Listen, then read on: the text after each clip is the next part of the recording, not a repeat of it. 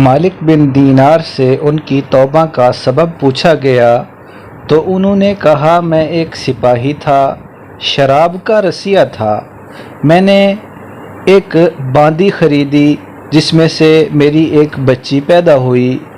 बच्ची मुझे बहुत प्यारी थी, मुझसे खेल कूद किया करती थी, लेकिन 2 साल की उम्र में वो वफ़ात पा गई, जिसकी वफ़ात ने मेरे दिल को बीमार कर दिया। 15 रमज़ानुल मुबारक को जुमा की रात मैं शराब के नशे में मदहोश था। मैंने इशा की नमाज भी नहीं पढ़ी थी। मैंने ख्वाब में देखा कि सूर फूंका गया है और क़यामत कायम हो गई है, मुर्दे कब्रों से उठाए गए और तमाम मखलूक जमा हो गई है। मैं भी उनमें था। मैंने अपने पीछे से आहट सुनी, मुड़कर देखा तो एक बहुत बड़ा अजदहा, काले रंग का, आंखें नीली हैं, मुंह खोले मेरी तरफ दौड़ रहा है।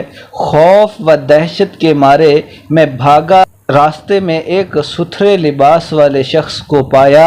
मैंने सलाम कहा, उसने जवाब दिया। मैंने कहा, बुजुर्ग, मुझे इस अजदहे से पनाह दो, तुझे अल्लाह पनाह देगा। वो बूढ़ा रोने लगा और कहा, मैं कमज़ोर और ज़ईफ़ हूँ और ये अजदहा ज़बरदस्त है, मेरे बस में नहीं, आगे चलो और भागो, शायद अल्लाह तेरी निजात की कोई सूरत बना दे। मैं आगे भागने लगा और एक बुलंद जगह पर चढ़ गया। उधर से मैंने जहन्नम के तबक़ात को झांक कर देखा, उनकी हौलनाकियाँ देखी। करीब था कि अजदहा के खौफ से मैं उनमें गिर जाऊं। मुझे किसी ने आवाज़ देकर कहा, चलो यहाँ से, तुम यहाँ के रहने वाले नहीं हो। मैं इसकी बात से मुतमईन हो गया और वहाँ से वापस लौटा तो अजदहा मेरे पीछे था। मैं फिर उसी बूढ़े के पास आया और कहा, बाबा, मैंने आपसे दरख्वास्त की कि उस अजदहे से मेरी जान छुड़ाओ, आपने कुछ नहीं किया। वो बूढ़ा फिर रोने लगा और कहा, मैं नातवा हूँ, अलबत्ता तुम इस पहाड़ के पास जाओ जहाँ मुसलमानों की अमानतें हैं।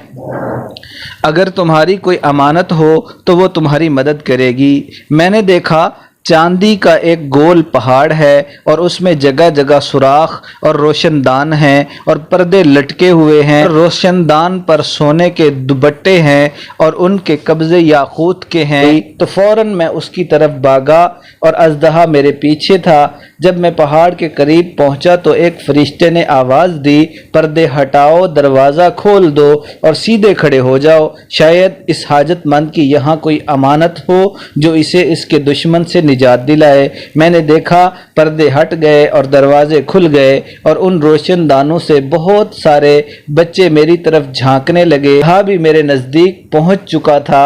मैं हैरान रह गया। उन बच्चों में से एक ने चिल्ला कर कहा, अबे सब आओ, इसका दुश्मन इसके करीब आ गया है। चुनाचे वो जौक दर जौक खड़े होकर झांकने लगे। अचानक मेरी वो बच्ची जो मर गई थी वो भी उनके साथ झांक रही थी। जब उसने मुझे देखा तो रोने लगी और कहा, हाय, ये तो मेरा बाप है। फिर उसने नूर के झुरमट में तीर की तेजी के साथ छलांग लगाई और मेरे सामने आकर खड़ी हो गई। उसने अपना बायां हाथ मेरी तरफ बढ़ाकर मेरा दायां हाथ पकड़ लिया और दाएं हाथ को अजदहे की तरफ बढ़ा दिया तो वो भाग गया।